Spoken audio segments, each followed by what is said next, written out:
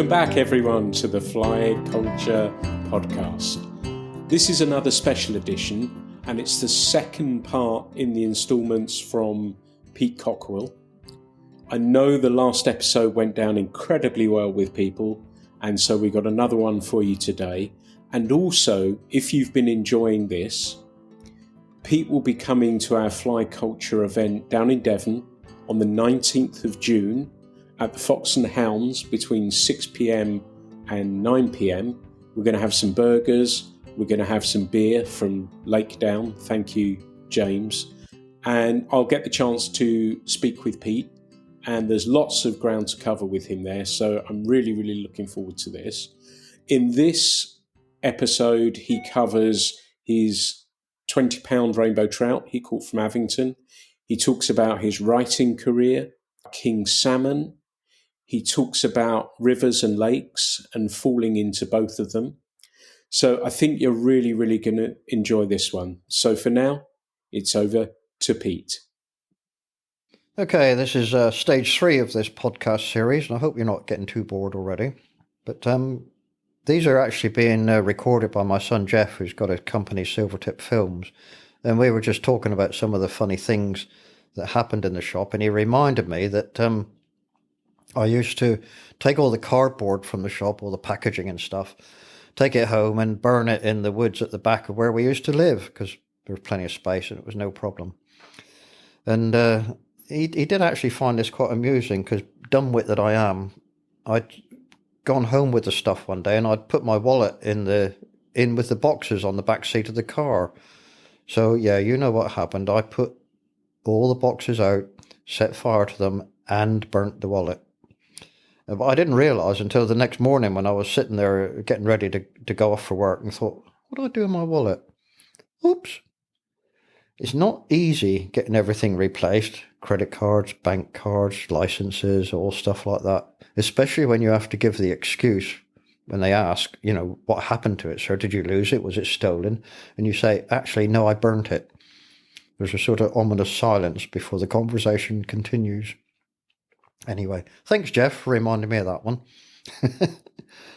So in that last podcast, I was talking about the shop years, and oddly enough, it wasn't all about customers, as so many people just came to say hello, blag a cup of tea, and tell me about their fishing stories, and very often all about their current ailments as well.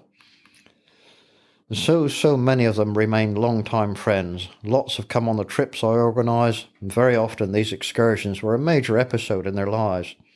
I've often heard similar sentiments from fishing stars, who often arrange for people to accompany their trips or appear on TV with them. One of these guys was the absolute legend of fishing TV, the late John Wilson. He often came by when he was in the area filming. A good friend, we met several times at charity events, pro-am days, and occasional fun competitions. Genuine all-rounder. He really is much missed.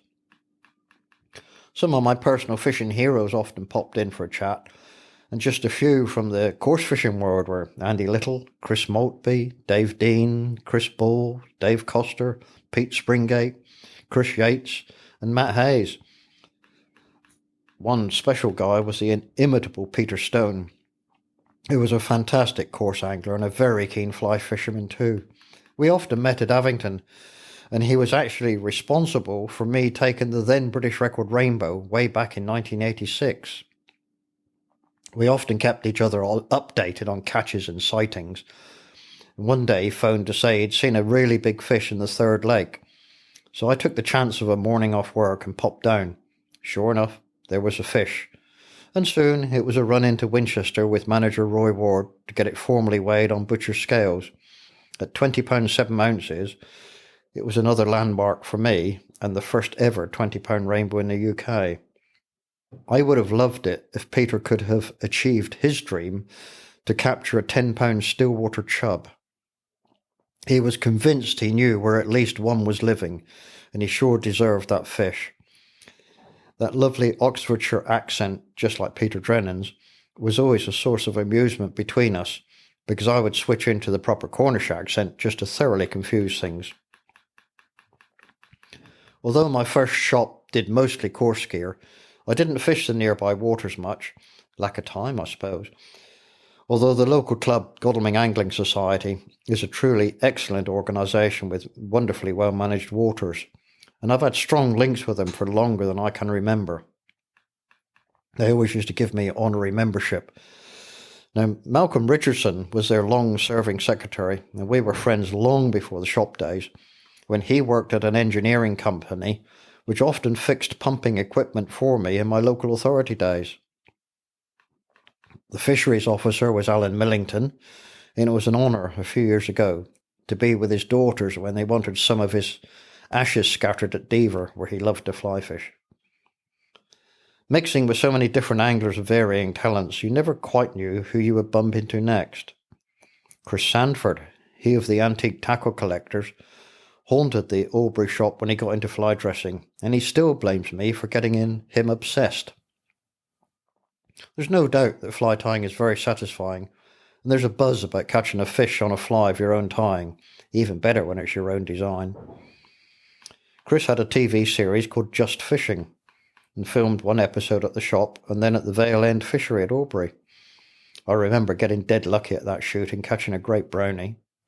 We also filmed at Abington, and then he came to Alaska with me to rack up 3 more episodes for his show.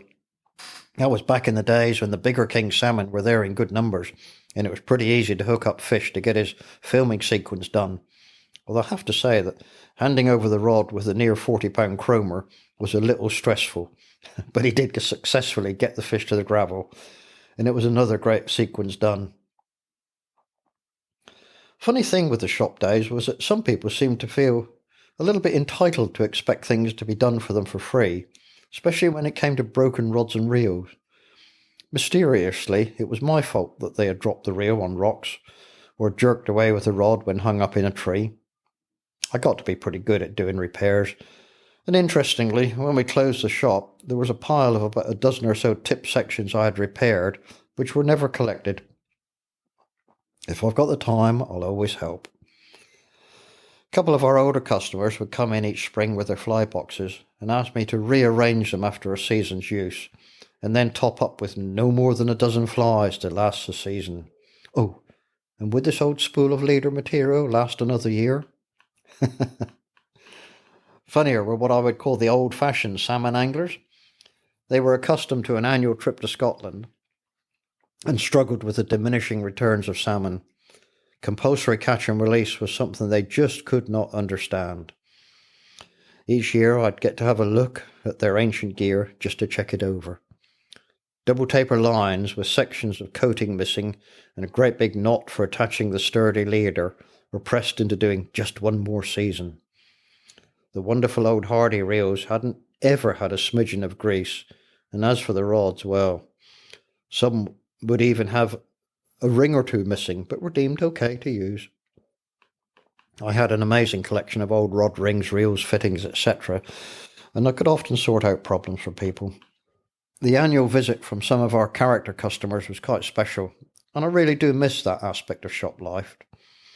One particular guy was Lord Strathalmond, but he had the most infectious enthusiasm for yet another trip to Scotland, and occasionally he'd catch a fish too. There's no doubt in this fishing game that it can be the greatest leveller between levels of ability and status in life. Over those 30-odd years, I had quite a few people help me in the shop, as it was impossible for me to be there all the time. Somehow, I was also running the fishery, doing lessons, fishery features, and a whole load of other things, including running trips around the world, so it was vital to have quality help. My 2 children, Jeff and Fiona, were excellent, and for many years in Albury, I had the great help of Ken Pearce. He used to be a Shakespeare rep and knew the tackle business well. There were a few other guys over the years, and only once did I have someone steal from me, well, other than shoplifters. And that occasion even extended to taking fittings that I had planned to use in the shop. Odd, this one, because I went in one evening to do some work, only to find that the bits I had recently bought were missing. Must be me that's stupid, because when I asked the chap about this, he said, "Well, my son's got a shop fitting business and needed some stuff, so I took yours." Not even so much as an apology. Oh well, so that was bye-bye to that one. Go find yourself another job. But for now, let's head back into the fishy world. Because on that first Oregon trip, it was Jim Teeny who did a sneaky on myself and Gary. Neither of us had had very much experience of salmon, certainly not with large ones. One day, he took us out to the Wind River across into the Washington side of the mighty Columbia, and we fished for Chinook, otherwise known as king salmon.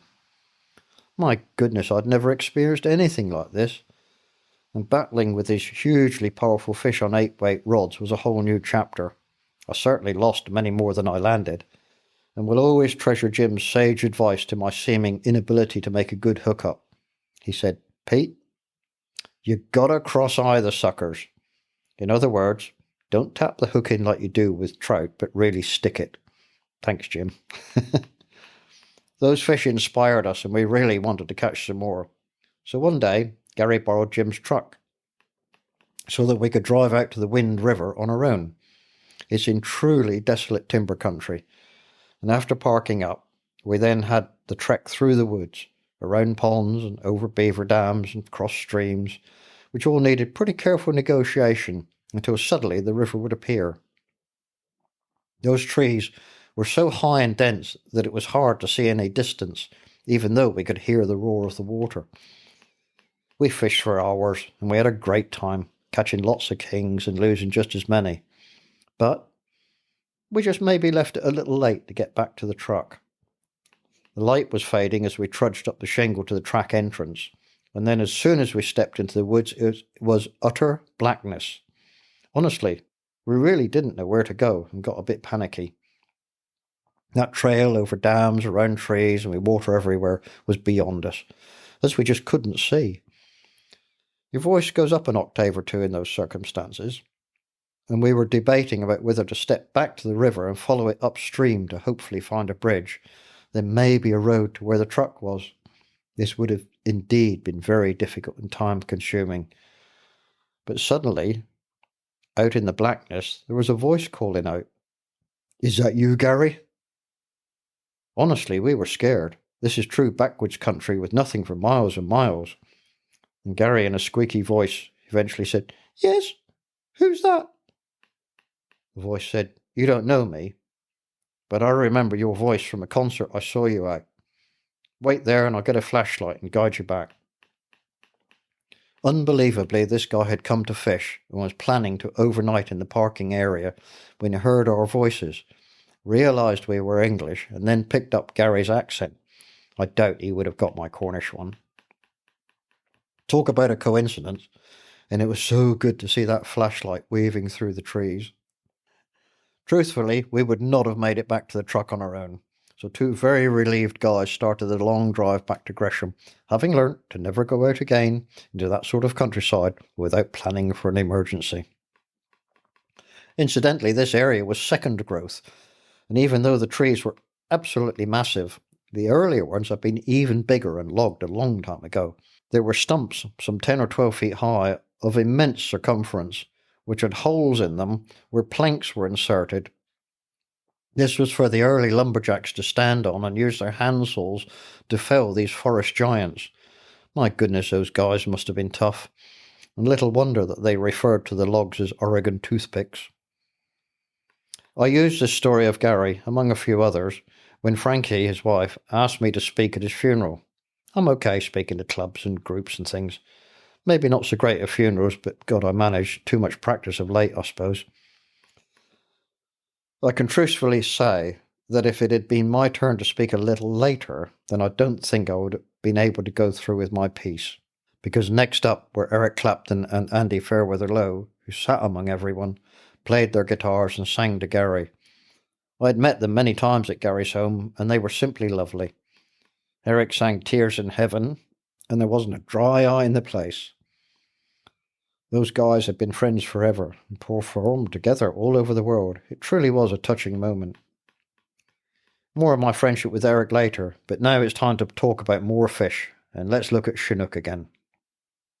They are so impressive, simply because of their size and power, and for a long time I've fished them hard on my annual Alaska trips. You have to get the fly in their face, and because they mostly sit in the heavier flow, That means using fast sinking tip lines, teeny lines, or sometimes split shot.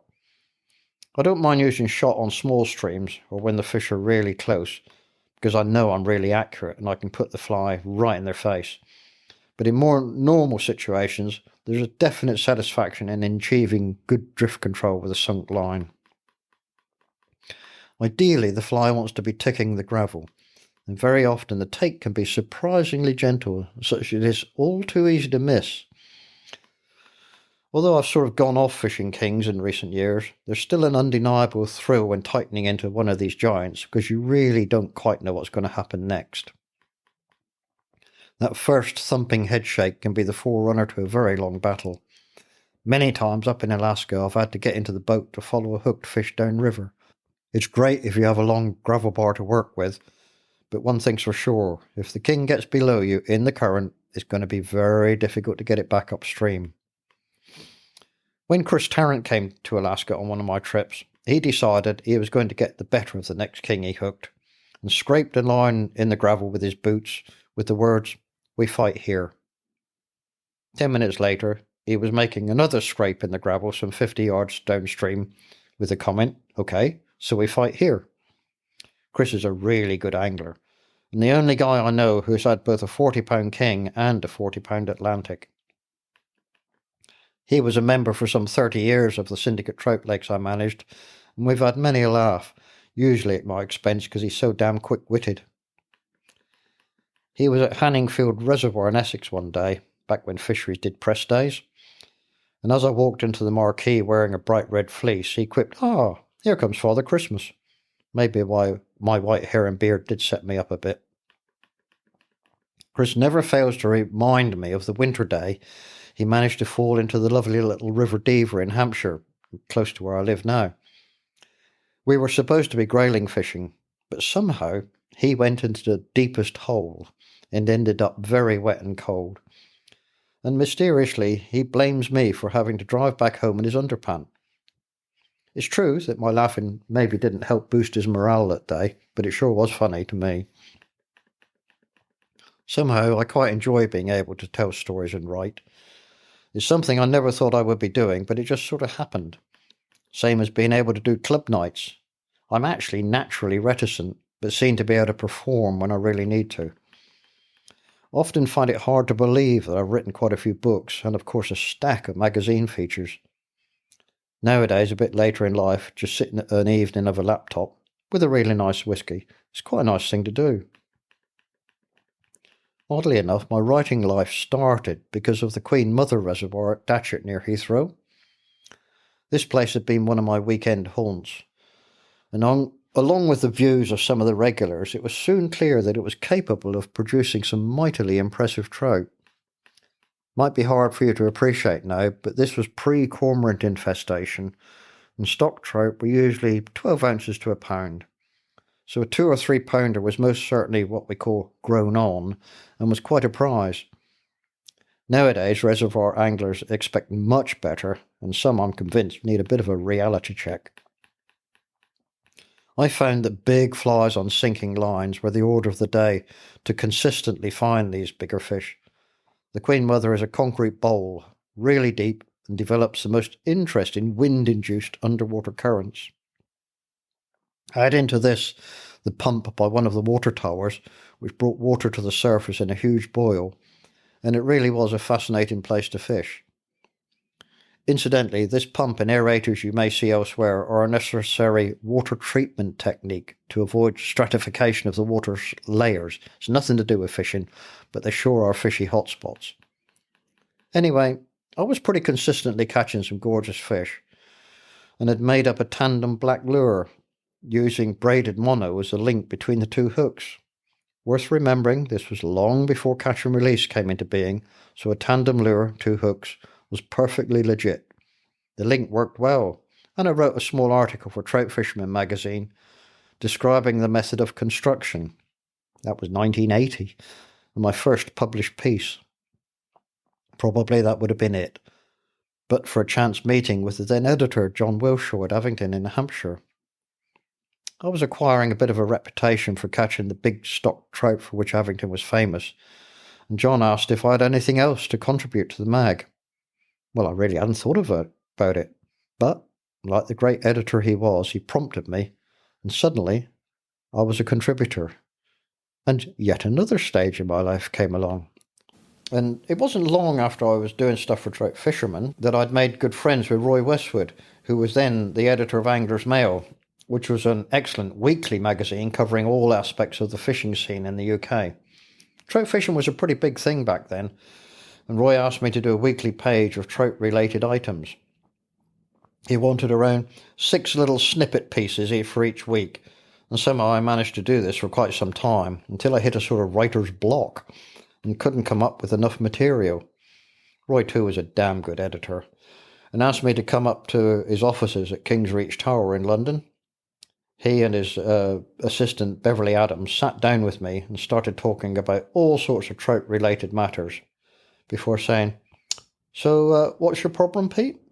Here's all these subjects you haven't yet touched on." It was just what I needed to get going again, and I never looked back.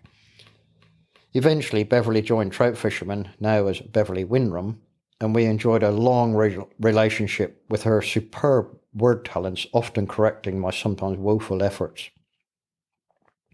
She'd married Robbie Winram, who was now a career fishery manager, and they both remained great friends. I genuinely owe Beverly a great deal of gratitude for helping frame my career as a writer.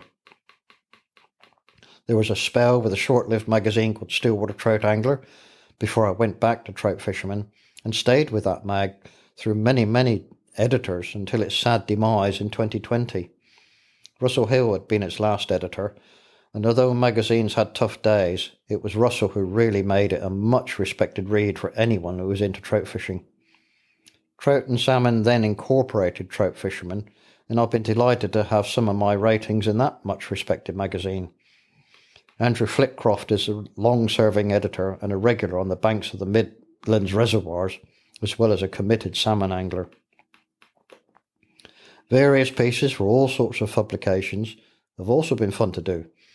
And once you get established as a sort of fly fisher who can write as well, it's surprising where inquiries come from. Although you best believe me that writing about fishing is no way to earn a crust. Most often you'll be lucky to even receive a token payment. But that's not really the point. Just passing on knowledge is fun.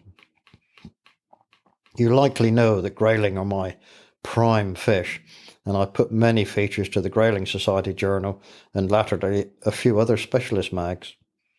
Several times over the years I've written chapters for other people's books, and although I'm no photographer, I've seen some of my pics in a range of places. Notably, actually, the Alaska Department of Fish and Game, who used one of my pics from Great Bear Lake to illustrate the glorious Arctic grayling. I'm so lucky to have worked with that stunningly talented photographer Peter Gathercole for more years than I care to remember. We had some fantastic days on a massive range of fisheries, and we only once failed to catch. He's a great friend, and we have so many laughs, and one of these days we ought to put together a book of our exploits. As well as hundreds of places in the UK, Peter and I have fished together out in Oregon, Alaska and Canada. I'd love to fish with him in Labrador for brook trout. That fish is such a stunner, and Peter's pictures would be outstanding. Working with him for so long, I do know how to hold a fish and frame the picture to get a result. Just a little care can make a difference, and it totally defeats me as to why people hide behind huge mirrored Polaroids and a hat. It could literally be anyone in the picture, and if the poor fish is being held like a lump of meat, then it really means nothing. Mind you, there's a vast chasm between a snapper like me and a photographer like Peter G. I have taken a pic of a fish laid out on the bank at exactly the same time as Peter. His picture is magnificent, mine's a snap. He's a truly great friend, and has a wicked sense of humour, usually at my expense, but that's fine. Maybe he just needs me to be the butt of his witticisms, because one day, when we were steelheading on the Sandy in Oregon, he undoubtedly saved my life.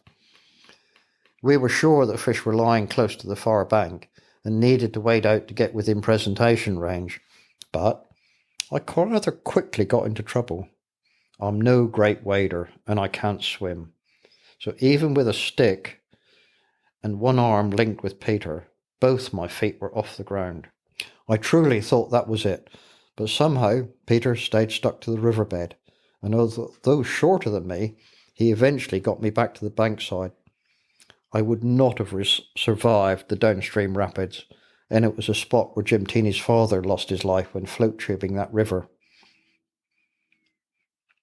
It never ceases to amaze me how some people can wade where I have no hope. And on Kodiak's Carluck River, I watched Peter G. making his way down through rocks where I have always chickened out. Some of the glacial boulders in this river have a deep pocket directly in front of them, its steelhead holding water. And as Peter got to one of these huge rocks, he literally disappeared into the hole. Seconds later, and now downstream below the rock, I saw the top of his head in the water, and suddenly he was upright again and calmly carried on fishing. On those super cold trips, we were always really well wrapped up in gear, and all he got was a little wet around the neck. Amazing. Me? I would have been spiralling upside down in the current until my sodden corpse reached the sea. I ought to learn to swim. Reading through the rest of this book and some of the descriptions of incidents, I reckon I may have used a lot of my luck. Now at this advanced age, I better be a little more cautious. Even so, I can't stop working, and I thoroughly enjoy keeping places looking cared for, as well as creating bits and pieces to make things better. However, I do freely admit that luck has played a big part in my life. It's a bit like the days when I was running the fishery in Surrey. Thinking back to those days, I sure was lucky at times, because I'm almost always working on my own, and if something went wrong, there was no one around to help. There were 3 lakes for trout and a variety of other ponds on the estate, so I got involved in all sorts of jobs which weren't necessarily related to a trout fishery. I'll tell you more about the rock concerts and the religious events a little bit later, but for now it's worth remembering the times I unintentionally managed to end up in each of the lakes. Probably the funniest was when I was fixing one of the platforms with new sheets of 8 foot by 4 foot ply. I needed to extend the platform out a few feet, and it seemed a good idea to balance the sheet out over the existing end and then put 2 new support poles in place. Snag was I got my balance slightly wrong. Back end of the sheet started to come up, and I was gently tipped into the water. Not so funny, that one. A platform was also in the next event. This was on the upper lake, where I'd made one with a bit of a dog leg to help anglers reach the deeper water. It was autumn, and the duck were out ready for the shoot. This was a big shooting estate. Duck like to use the platforms to hang around, and of course they poop all over them. One of our syndicate, nice guy called Peter Clifton Gould, was happily fishing, and I stepped onto the platform to go and chat to him. 1 millisecond later, and I'm in the water. Duck poop is super slippery. Not being quite sure what had happened, I was holding on to the edge of the platform, and Peter looked down at me to cheerily say that my antics were not exactly helping the fishing. He came to Alaska a couple of times, and even to Great Bear Lake, and was always excellent company. Another platform job, but in winter now, and I was wearing chesties while fixing new support rails. It was a slow job, and eventually I was so cold I needed a bit of a break. Dragging myself out was okay, but I couldn't stand up as my legs were so cold they didn't work anymore. I felt a bit of an idiot really, crawling up the bank and struggling out of the waders. The same lake, and again in winter, I wanted to trim up the alders on the little island. The lake was frozen over. That's a rare event nowadays. And I reckon the ice was thick enough so it was safe enough to cross over. Just for once I was sensible, and I tied a rope around my waist and then to a tree on the bank.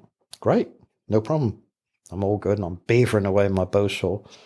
Unknown to me, the keeper had spotted me, thought it would be fun to pull the rope as hard as he could.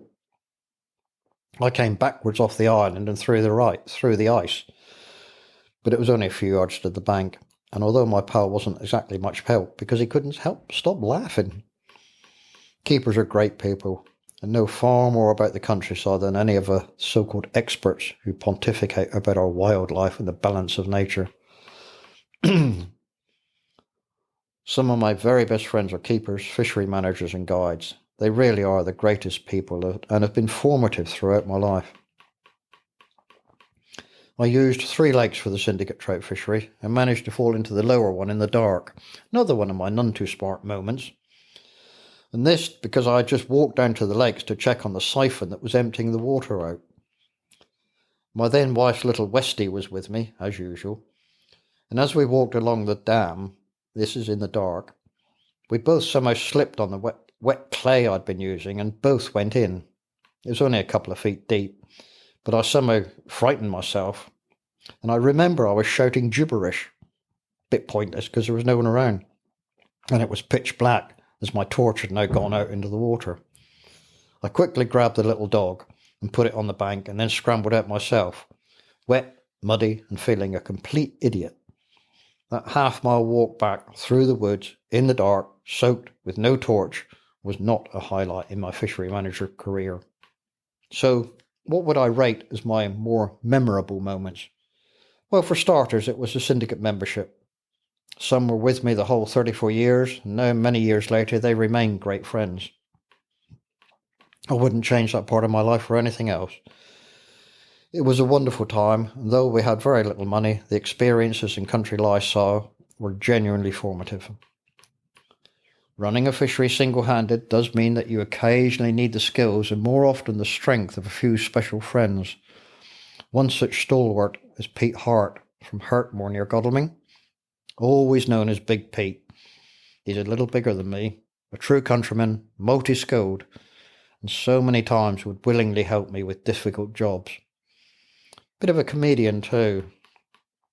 One of his talents is to be able to mimic a cuckoo so effectively that he can call them into the tree he is hiding under. But let's say it's a winter Sunday morning. I'm cutting back shrubbery and become aware of a cuckoo calling from higher up the valley. Well, of course, it's Big Pete. He thought it would be clever to try and creep up on me while pretending to be a bird that isn't around in winter. Now, talking of cuckoos, one year there was the most awful racket coming from the hedge beside our front gate. My daughter Fiona was about 14 at the time and very keen on all sorts of creatures. She went straight into the hedge and found the nest. It was a hedge sparrow's, incidentally, and the source of the noise. It was a very large chick who was very hungry, and hence all the noise. Of course, it was a baby cuckoo. And I guess Mum and Dad Hedge Sparrow had had enough of this alarmingly large baby. So that was yet another of Fiona's adopted pets, and my goodness did it keep us busy feeding it. What with school and other things, this rapidly growing chick ended up with me, in a cage in my fly shop. It needed feeding virtually non-stop, and would consume mealworms, maggots, flies, brandlings, and almost anything that crawls in prodigious quantities. Eventually it was fully fledged, and we were able to release this lovely male cuckoo. I often wonder if he ever came back to the UK. Big Pete always came back, and remains a really good friend. He's an avid hunter, and has a lifetime's tally of grey squirrels which belies belief. I'm not telling the number, but it is amazing. Rats, crows and pigeons are also in the sights of his air rifle. We were once in woods in winter with some pigeon decoys out on the grass, and waiting unsuccessfully for the birds to come in. That was solved when he made me wear a hat, as he reckoned the birds could spot my white hair through the bare branches of the trees. It's rare for me to wear a hat over the past 30-odd years. It's just that I'm no longer comfortable in one, despite at one time wearing a trademark leather one when in my trout stalking days. That same pigeon day, we heard a real clatter from the decoys and saw a buzzard had come down on one. That's either a buzzard with poor eyesight or a remarkably good decoy. A damn good fisherman too. Big Pete came on several trout fisherman feature days. He came out to Oregon with me, Alaska and South America. Great adventures and always good company. His lifetime friend, Mick Griffiths, was also an incredibly good shot and a wonderful mimic of squirrels, but was tragically murdered in his home when he refused to give up the code to his safe where his treasures were kept. One day, the 3 of us, along with Bernard Cribbins, were out after squirrels, and I was given the pole job. That's a set of take-apart aluminium poles, which are pushed up the tree to the squirrels' dray. A quick poke and the residents come rushing out to face the triangle of guns at the bottom of the tree. One squirrel came belting down the tree, down my arm and body, and off into the ground. It was sudden and surprising. And as I turned, I saw 3 air rifles aim my way. And it was Bernard who said, "Don't worry, Pete, we'll get it." Nowadays, I meet up with Big Pete across the valley from the fishery where I was based, and now on the Willinghurst estate, where he's a doyen of the short shoot team, and it's where I often go fly fishing for carp. So carp are going to feature a little bit more in one of these next podcasts I'm going to do. So hope you're still with us.